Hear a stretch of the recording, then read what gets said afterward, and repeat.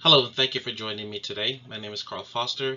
I'm currently enrolled at Liberty University in EDUC 633, Principles of Design and Management in Educational Technology and Online Learning.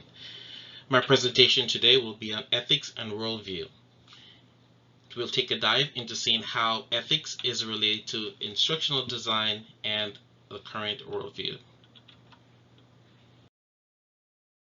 Ethics and Worldview Presentation, School of Education, Liberty University.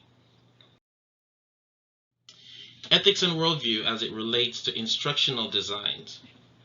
The AECT 2008 definition and terms quoted by Rasmussen and Dempsey 2017 states, educational technology is a study and ethical practice of facilitating learning and improving performance by creating, using, and managing appropriate technological processes and resources. O'Brien 2020 defines ethics as doing the right thing at the intersection of technology, innovation, and accepted social values. So ethics and worldview, or ethics and instructional design. A person's worldview may be described as a sense of their relationship with the rest of the world. More specifically, a person's worldview is a result of how they are trained to see, think, feel, and experience the world. The human mind is a complicated web of activity that influences how people perceive and respond to their surroundings. Because culture has such a strong influence on human experience, worldview is one of the most researched conceptions in study of cultural, cross-cultural, and intercultural psychology. iResearch Net 2016. So why is ethics important? Ethics is a core value and beliefs that embodies who you are as an individual. It takes into account your integrity, identity, influence, and your relationship. How we relate to others, how our relationship influence others, how our identity is embodied and through our integrity, so people may know who we are and what we represent or who we represent. So professional ethics. The word ethics is derived from the Greek word ethikos, which means moral philosophy. And moral philosophy is a science of studying people's ethical judgment. In other words, a science of studying ethics, of Stimmett 2017. Moral philosophy is concerned with determining the morality of actions via the application of ethical standards. This refers to a person's, an institution, or a community tradition, habits, behaviors, and conduct. It also deals with concepts like values, conventions, and ideals. How does our value coincide with the standards of an institution, of not crossing ethical boundaries?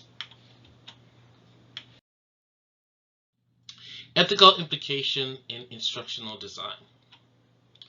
So 3 ethical implications by Hahn 2006 are copyright, confidentiality, and technology-based learning.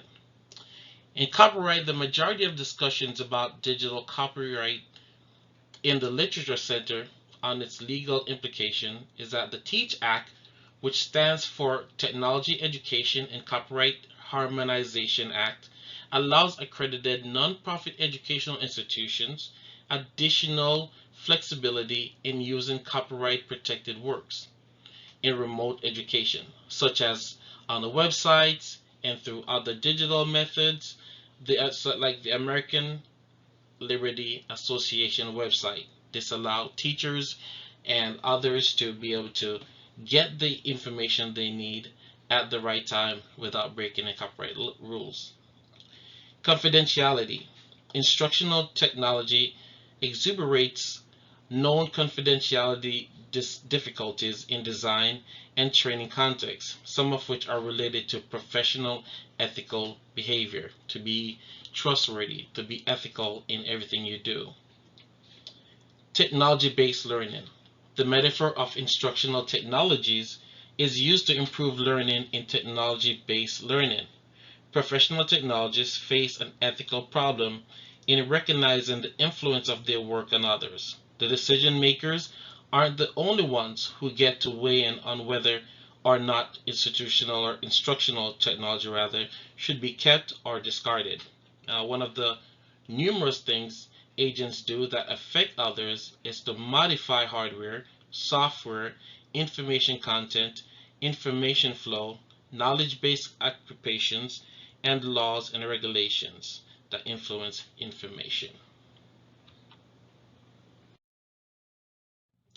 So how to avoid ethical implications in instructional designs?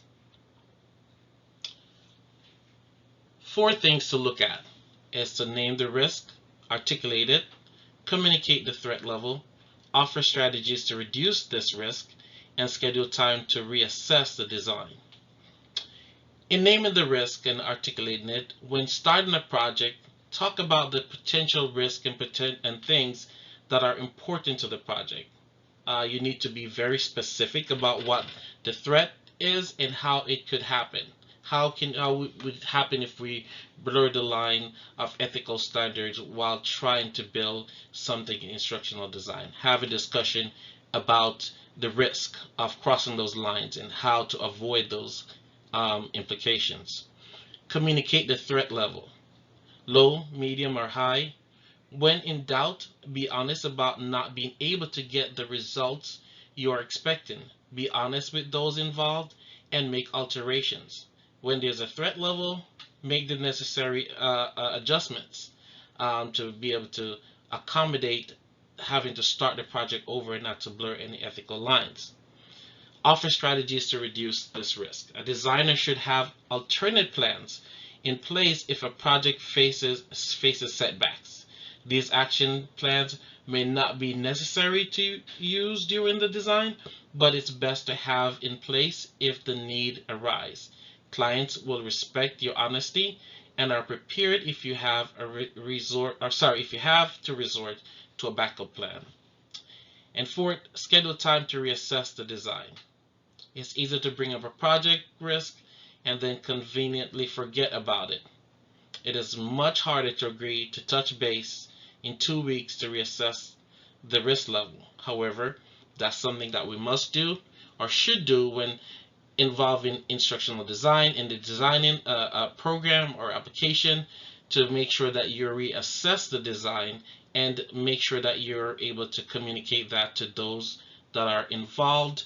Make sure that you're looking at the potential of something might happen in the design and that you might need to redo the project or rethink the project.